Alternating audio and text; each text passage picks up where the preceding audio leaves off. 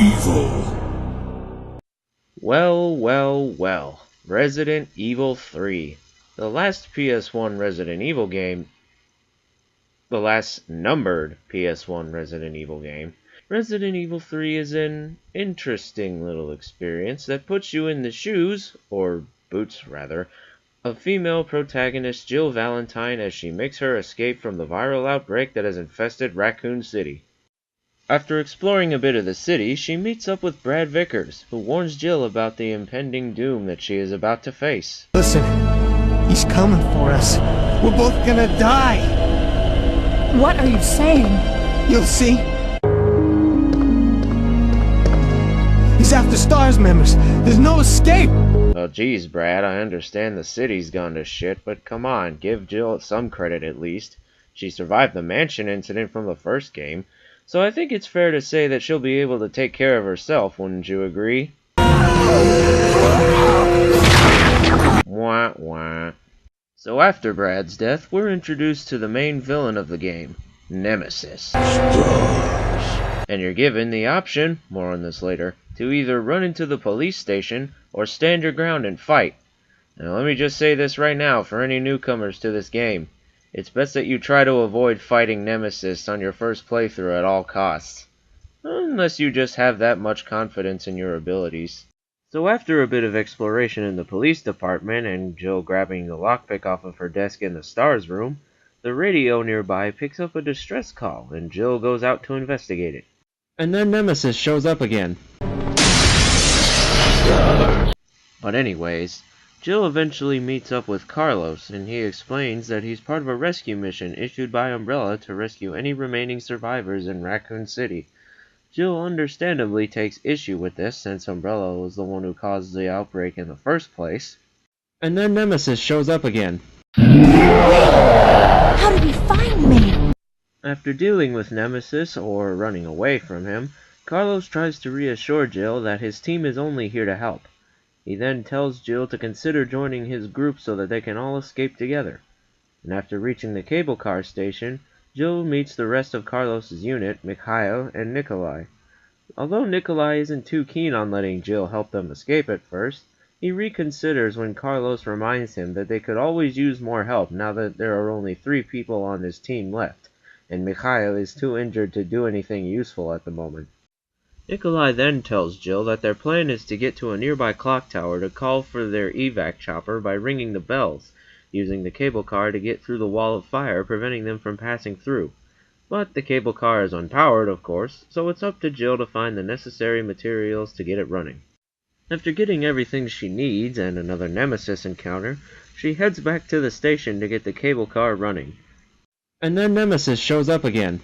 STARS. And then Jill fights a giant tunneling worm known as the Gravedigger. After that, she gets back to the station, repairs the cable car, informs Carlos that Nikolai won't be joining them, and they start heading out towards the clock tower. And then Nemesis shows up again. STARS. Mikhail then takes it upon himself to fight Nemesis as a distraction. He gets flung like a ragdoll, but pulls a grenade on Nemesis, blowing himself up and flinging Nemesis out of the cable car. After crashing into the clock tower, Jill and Carlos manage to catch up with each other and discuss how they're going to escape. No, if we're gonna die, then we should get to choose when it happens.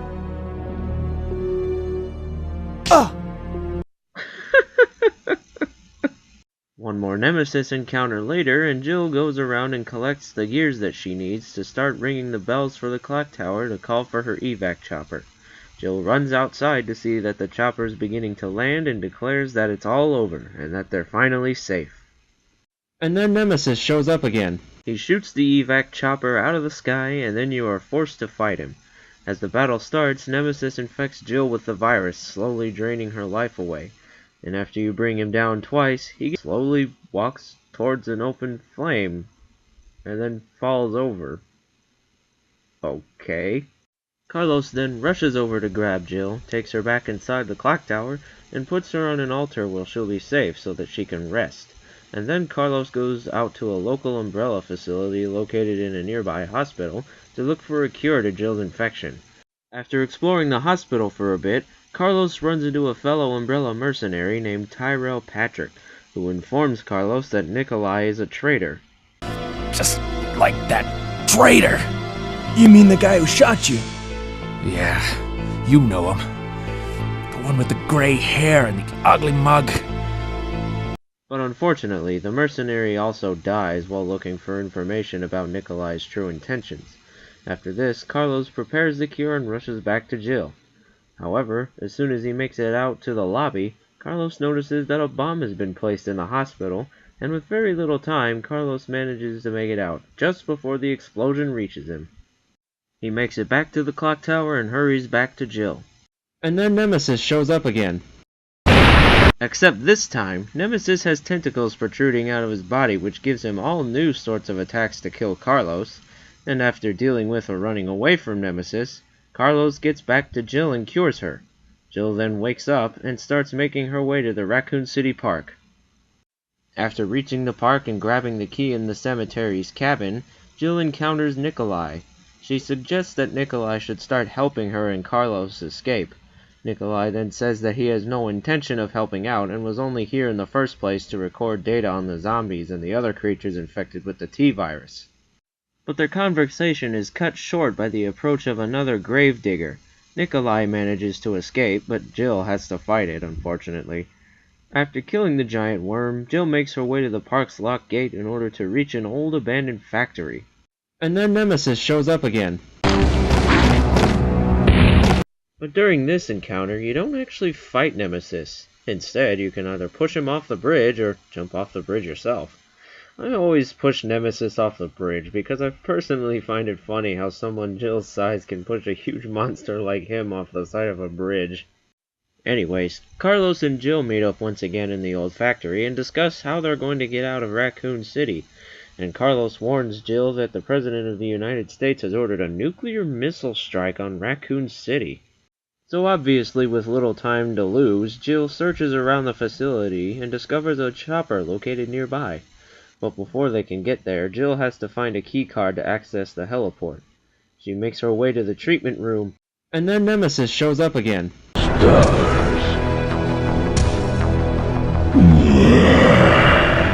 And just like at the clock tower, you have to fight Nemesis this time, except now you have 4 minutes to bring him down. However, there are acid spouts that Jill can shoot, which will make short work of Nemesis. Then after taking him down, Jill grabs the key card and makes her way to the heliport. Depending on the player's choice at the bridge, Nikolai will either take the chopper for himself, or the chopper will stay where it is so that Jill and Carlos can escape.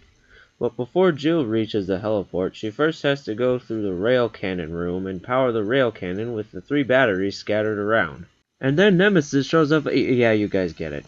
But this time, Nemesis mutates into this abomination, and it's up to you to kill this thing for good via rail cannon to the face.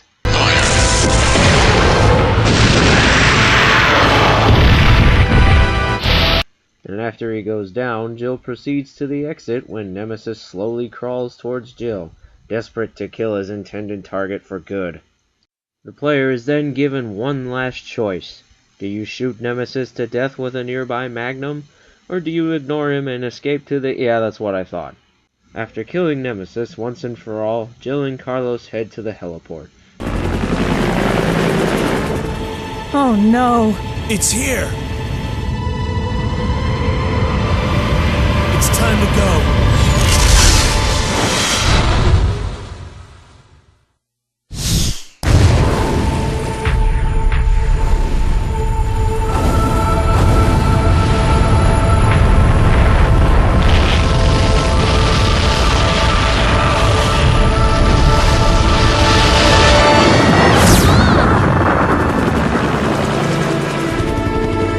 That's it. I've had it. This time they've gone too far. The local radio station covers the incident and wraps up Resident Evil 3's story, as well as putting an end to Raccoon City once and for all. Our hearts go out to those poor civilians of Raccoon City. Now then, with the story out of the way, let's move on to how the game plays, shall we? Well, if you've played any of the other Resident Evil games before this one, it pretty much plays the same way. You still have your tank controls, your fixed camera angles, puzzles to solve, inventory slots to manage, all the bells and whistles that you're used to. However, there are a few new things that were added in this game. The 180-degree quick turn, which has remained a staple to the Resident Evil franchise to this day, a combat dodge, and the reloading tool along with two main gunpowder types, A and B.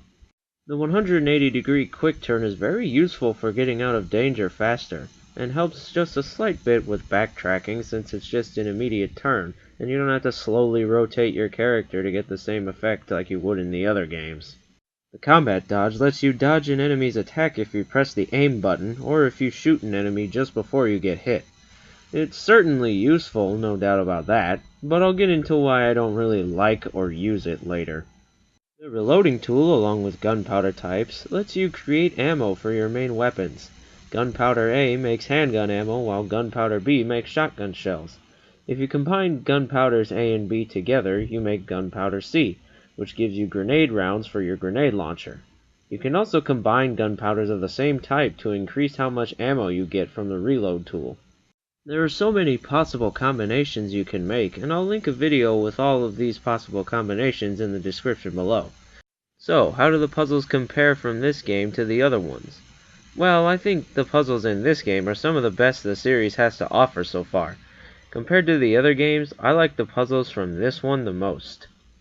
For instance, I like the one in the clock tower where you have to match the notes of the music box to the song that plays, the one in the old factory where you have to match the wavelengths to stabilize the water levels, and the one in the clock tower where you have to set the gems into 3 separate cups in order for the clock in the middle to be set to 12 o'clock. The puzzles in this game also made me use my brain for some of them, like the wavelength puzzle I mentioned earlier, and the one in the power plant where you have to add and subtract numbers to reach a certain number to open the electronically sealed doors. And it's not super challenging or immensely brain-taxing stuff, but I like that the puzzles had a little bit of challenge to them. I mentioned this earlier when I was talking about your first Nemesis encounter, so let's talk about these optional choices during cutscenes. At specific parts of the game, you will be presented with 2 options to choose from, and some choices can even change up the story in a small way, like the bridge choice I mentioned earlier, and the one that you can make at the cable car as it's about to crash into the clock tower. It's definitely a cool idea, and does give the game some more replayability if you're curious enough to see what happens when you make different choices compared to your first playthrough. However, there's one choice that could have just been completely omitted in my opinion. In this choice, the player either jumps into or climbs out of a pit to avoid taking damage from boxes.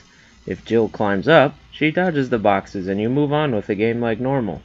But if you jump down, the player has to go through a sewer tunnel and you get introduced to the gravedigger earlier on. Then you climb up a ladder and end up back outside of the building you just went into, just to continue the game like normal anyway. Okay. Other than introducing the player to the gravedigger earlier, why is this choice even here? It just feels unnecessary in my eyes. Anyways, let's move on and talk about fighting Nemesis. Like I said earlier, I highly recommend that you do not fight Nemesis on your first playthrough. However, whenever you do decide to fight Nemesis, when the game doesn't force you to, fighting Nemesis is not that hard. It can go one of 3 ways. You can either circle around Nemesis if you're in an open area, and shoot him until he gets close enough that you can run away from him, and shoot him again until he dies. Grab your most powerful weapon and blast away until he dies before you do. Or you can be a complete piece of shit and abuse his AI by walking past corners that Nemesis' huge body can't easily get through, and then shoot him that way until he dies. It is worth it to kill him though, as Nemesis can drop some pretty great gear, but only on hard mode and only in fights when you are not forced to fight him. If you bring Nemesis down in your first 2 fights, you get custom parts to make the Eagle 6.0 handgun, which seriously kicks ass. It fires really fast, does great damage, has a fast reload time, and has a higher than normal chance of getting a critical hit. If you beat Nemesis on your 4th and 5th fight, you will get custom parts for the M37 Western shotgun, which is just as awesome as the Eagle 6.0 for the same reasons, except it's a shotgun. And if you can manage to take Nemesis down a total of 7 times in those optional fights, you get infinite ammo for one weapon for the rest of that playthrough. However, this can only be obtained from a New Game Plus profile. Anyways, I think that's enough for the gameplay. Let's talk about what I like and don't like about this game. For starters, I think the game looks pretty good, even by PS1 standards. I think the models, the textures, pre-rendered backgrounds, the lighting and coloring is all just thematically appropriate. Secondly, I think the music is composed rather nicely and also fits the game's tone very well, although it never unsettled me. Some of my favorite tracks are Nemesis' theme, Free from Fear, Feel the Tension, City of Ruin, Unstoppable Nemesis, and the Clock Tower music box when played correctly. Thirdly, the concept of Nemesis is pretty cool. I like how he just chases you throughout the whole game, trying to do everything in his power to kill you instead of watching from the sidelines. Even if you do manage to take him down, he will eventually come back to get you after he's healed himself. Lastly, I think that the reloading tool mechanic is a really cool feature. This thing, along with proper inventory management with gunpowders, makes running out of ammo almost a non-issue. Not only that, if you combine gunpowders with the grenade rounds, you can make elemental versions of grenade rounds, with freeze rounds being the one you need the most, since they do the most damage and can kill Nemesis pretty quickly. And that's about it for the positives. Now let's move on to what I don't like in this game. And there's not much to complain about, but there are a few things that are going to be nitpicks, just so you know. To start, I don't like the RNG aspect of what enemies spawn, where items spawn, or what codes are required to get key items to progress with the game. For me, this kind of thing is unnecessary and doesn't spruce up the gameplay much. It's just like, oh hey, this item was here before, and now it's over here. Okay. Secondly, while I said I like the concept of Nemesis, the execution and how scary he is leaves a lot to be desired. Even though he sounds like something you should be scared of, he never made me feel unsettled or nervous. If anything, I felt like he was just another obstacle to overcome. Thirdly, the dodge mechanic is a little finicky for me at times. Sometimes I dodge the enemy's attacks just fine, but if I get cornered and dodge an attack from a dog or hunter or even Nemesis, I can still get hit by the attack. It's just a tad annoying that I don't get more invincibility frames for dodging an attack and can still get hit afterwards. Lastly, the Mercenaries mode in this game just isn't fun in my eyes. You go from point A to point B before the timer runs out.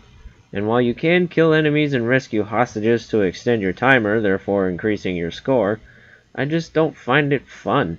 And the game does give the player an incentive to replay mercenaries by giving you cash after you fail or succeed a mission, so that you can buy infinite ammo weapons to use in the campaign.